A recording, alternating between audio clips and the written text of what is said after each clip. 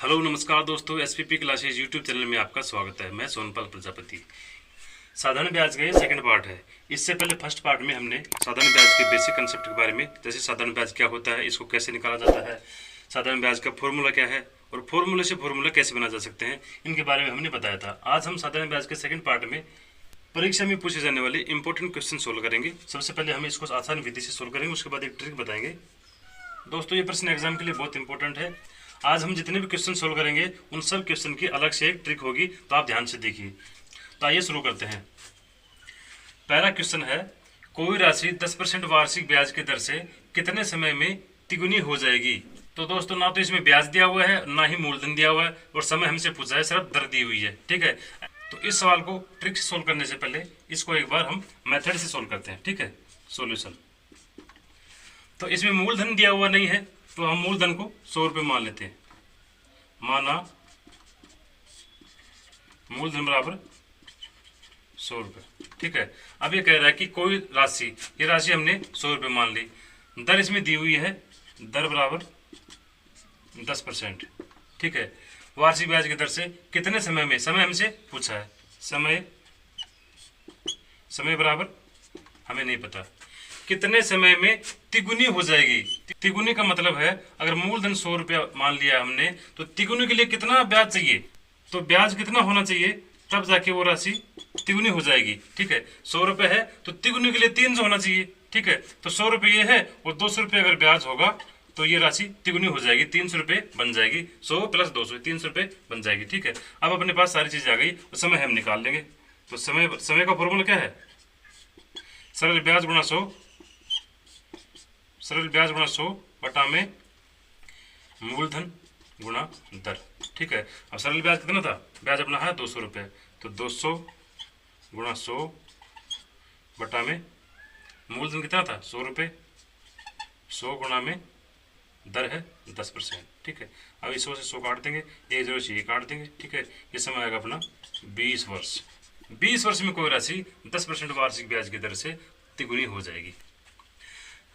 अब इस सवाल को हम ट्रिक से सोल्व करें। ऐसे सवालों की सीधी सी ट्रिक है, हमें समय निकालना है ना, तो समय का फॉर्मूला है, समय बराबर n-1 बटा r रेट गुणा में 100, ये फॉर्मूला है। ठीक है, n का मतलब होता है,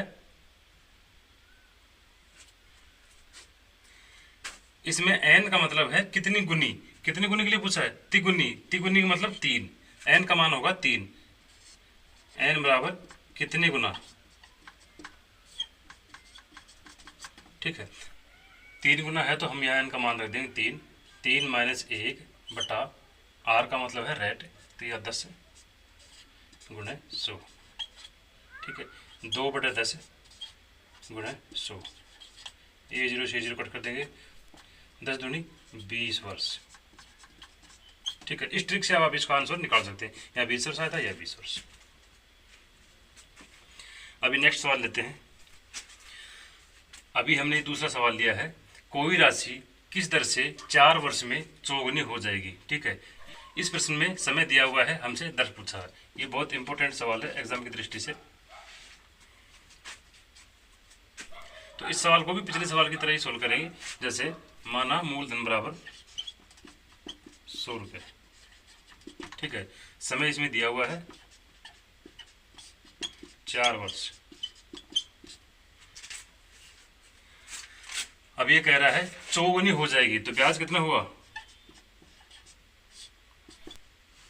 अभी मूलधन 100 रुपये है, तो चौगुनी होने के लिए 400 रुपये होना जरूरी है। 400 होने के लिए अपने को 300 रुपये ब्याज का चाहिए, तब जाके वो चौगुनी होगी। 100 रुपये मूलधन और 300 ब्याज हो जाएगा, तो ये राशि चौगुनी हो जाएगी, 400 बन जाएगी। तीन चीज़ें अपने पास आ गई, और अब हम दर निकाल लेंगे। दर का फॉर्मूला क्या था, दर बराबर ब्याज गुणा 100 मूलधन गुणा समय।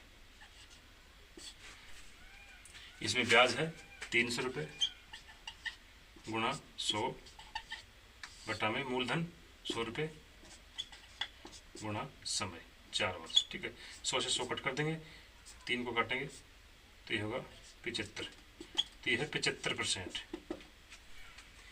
75% वार्षिक ब्याज की दर होगी, तब कोई राशि 4 वर्ष में चौगुनी हो जाएगी। ठीक है, अब इस सवाल को ट्रिक से सोल्व करेंगे। इस सवाल की वही ट्रिक है जो पिछले सवाल में हमने लगाई थी। तो इसमें r बराबर होगा n-1/t। पिछले सवाल में हमसे समय पूछा था तो हमने समय का फॉर्मूला यहाँ r लगाया था। अब यहाँ रेट पूछ लिया तो यहाँ t लगा दिया, गुणे में 100। ठीक है, ये n-1, n कितना है, कितनी गुनी हो रही थी, 4 गुनी। तो 4 - 1 बटा समय कितना है, 4 वर्ष, 4 गुणा 100। तो 3/4 गुणा 100, इसको काटेंगे तो 25 चौके 100 और 25 को 3 से गुणा करेंगे तो ये होगा 75%। तो इन सवालों को आप आसानी से समझ गए होंगे। अब हम नेक्स्ट सवाल लेते हैं। अभी हमने अगला सवाल लिया है कि कोई राशि 5 वर्ष में दुगनी हो जाती है तो कितने वर्ष में वो 5 गुनी हो जाएगी। ठीक है, इस सवाल में ना तो मूलधन दिया हुआ है, ना ब्याज दिया हुआ है, ना दर दी हुई है, कुछ भी नहीं दिया हुआ है। लेकिन ये सवाल खुद अपने आप में खुद ही आंसर बता रहा है। कैसे, देखिए, कोई धनराशि है, अपन मान लेते हैं कि वो धनराशि 100 रुपये, मूलधन मान लेते हैं बराबर 100 रुपये। ठीक है, अभी देखिए 5 वर्ष में वो दुगनी हो जाती है। समय लगा मान लीजिए 5 वर्ष, 5 वर्ष में वो दुगनी हो जाती है। तो 5 वर्ष का ब्याज कितना हुआ, 5 वर्ष का ब्याज कितना हुआ। अब मूलधन 100 रुपये है तो 5 वर्ष में दुगनी होने के लिए तो ब्याज कितना होना चाहिए इसमें, 100 रुपये। 100 रुपये ब्याज होगा तभी तो दुगनी होगी, 100 के 200 बन जाएंगे। ठीक है, अब ये कह रहा है कि वो कितने वर्ष में 5 गुनी हो जाएगी। 5 गुनी करने के लिए अपने को 400 रुपये ब्याज के चाहिए, तब जाके 100 रुपये 500 रुपये बनेंगे, तब वो 5 गुनी होगी। 400 रुपये ब्याज बनाने के लिए अपन 100 रुपये 5-5 वर्ष में जोड़ते रहते हैं। ठीक है, जैसे 100 रुपये, ये 100 रुपये, ये 100 रुपये। ठीक है, 1 2 3 4, 400 रुपये ब्याज की हो गई और 100 रुपये मूलधन था। ये राशि बन गई 5 गुनी। अब समय कितना लगा, अब पहले 100 रुपये बनने में 5 वर्ष लगे थे तो अगले 100 रुपये बनने में 5 वर्ष लगेंगे, उससे अगले में भी 5 वर्ष ही लगेंगे और उससे अगले में भी 5 वर्ष ही लगेंगे। ठीक है, अब ये टोटल राशि अपने पास हो गई 500 रुपया। 500 रुपया हो गई 5 गुनी। ये कह रहा है कि 5 गुनी बनानी है अपने को राशि। अब ये 5 गुनी बनाने के लिए समय कितना लगा, ये पूछा समय कितना लगा। तो 5 10 15 और 20 वर्ष। 20 वर्ष में वो राशि 500 रुपये बन गई, यानी 5 गुना हो गई। अभी नेक्स्ट सवाल लेते हैं। अभी नेक्स्ट सवाल हमने लिया है दोस्तों कि कोई राशि 10% साधारण ब्याज की दर से तिगुनी हो जाती है तो वह किस दर से 7 गुनी हो जाएगी। 10% ब्याज की अगर दर रहती है तो तिगुनी हो जाती है। 7 गुनी राशि बनाने के लिए दर क्या होगी। जो पिछला सवाल था उसके जैसा ही सवाल है। जैसे माना मूलधन बराबर क्या है, मूलधन इसमें 100 रुपये मान लेते हैं। ठीक है, अभी जब मूलधन 100 रुपये मान लिया, ये कह रहा है कि अगर 10% ब्याज की दर रहती है तो वो तिगुनी हो जाती है। तो हम 10% ब्याज की दर से शुरू करते हैं। 10% अगर ब्याज की दर है तो तिगुनी हो जाती है। तिगुनी का मतलब कितना है, मूलधन तो 100 रुपये है, तिगुनी करने के लिए कितना ब्याज कितना होना चाहिए, 200 रुपये। 200 रुपये से ब्याज होगा तभी तो राशि तिगुनी होगी, 300 रुपये बन जाएगी, 100 रुपये के 300 बनेंगे। अब ये कह रहा है कि अपने को 7 गुनी करनी है उस राशि को। 7 गुनी करने के लिए 200 रुपये और जोड़ने पड़ेंगे, तो भी 500, तो भी ये 5 गुनी हुई, 500 रुपये हुई ना। अब 200 रुपये और जोड़ने पड़ेंगे, तब जाके ये राशि 7 गुनी हुई। 2 4 6 और 7, 700 रुपये हो गई। ठीक है, अब पहले 200 के लिए 10% ब्याज की दर थी, उस दूसरे 200 के लिए फिर 10% और एक्स्ट्रा ब्याज की दर होगी, तीसरे 200 के लिए फिर और 10% एक्स्ट्रा ब्याज की दर होगी। इस प्रकार से ये हो गए 700 रुपये। इस प्रकार टोटल राशि होगी 700 रुपये है।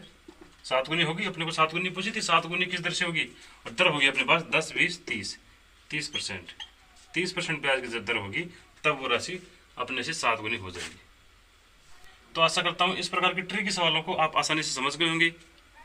तो नेक्स्ट वीडियो में इससे हार्ड सवाल होंगे जो इससे भी आसान तरीके से सोल्व करेंगे। अगर वीडियो पसंद आए तो वीडियो को लाइक करें, कमेंट करें और चैनल को सब्सक्राइब करें और प्लेलिस्ट में जाकर के सिंपल इंटरेस्ट का तीसरा पार्ट जरूर देखें। Thank you.